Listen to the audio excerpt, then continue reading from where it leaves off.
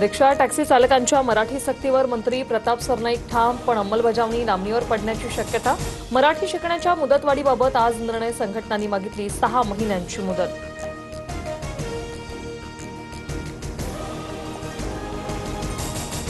अमराठी रिक्षा चालकांविरोधात मनसे रस्त्यावर उतरणार. परप्रांतीयांची दादागिरी खपवून घेऊ नका. राज ठाकरेंनी पदाधिकारी आणि कार्यकर्त्यांसमोर मांडली भूमिका. 2019 मधील कणकवली सरकारी अधिकारी चिखलफेक प्रकरणी नितेश राणे दोषी. न्यायालयानं 1 महिन्यांचा कारावासासह 1 लाखांचा दंड ठोठावला. टेबल जामीनही मंजूर. तर शिक्षेच्या स्थगितीसाठी राणे उच्च न्यायालयात धाव घेणार. आमदार रोहित पवार आज हक्कभंग समितीसमोर उपस्थित राहणार. मंत्री जयकुमार गोरेंची बदनामी केल्याचा आरोप. तुषार खरात, संजय राऊतांविरोधातही हक्कभंगाचा प्रस्ताव.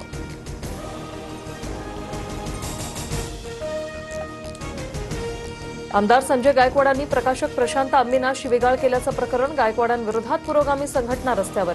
रोहित पवार आज गायकवाडांच्या बुलढाण्यातील घरासमोर आंदोलन करणार.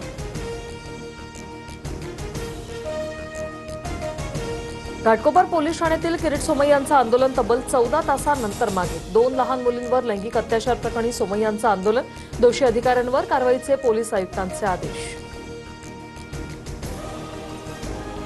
बीडमधील मस्साजोग सरपंच पदाच्या पोटनिवडणुकीसाठी आज मतदान. संतोष देशमुखांच्या पत्नी अश्विनी देशमुख मैदानात. संतोष देशमुखांच्या हत्येनंतर सरपंच पद रिक्त. भक्तांची फसवणूक केल्याप्रकरणी सोलापुरातील भोंदू मनोहर भोसलेची चौकशी. आयपीएस अंजना कृष्णन यांच्याकडून मनोहर भोसलेसह त्याच्या साथीदाराची चौकशी.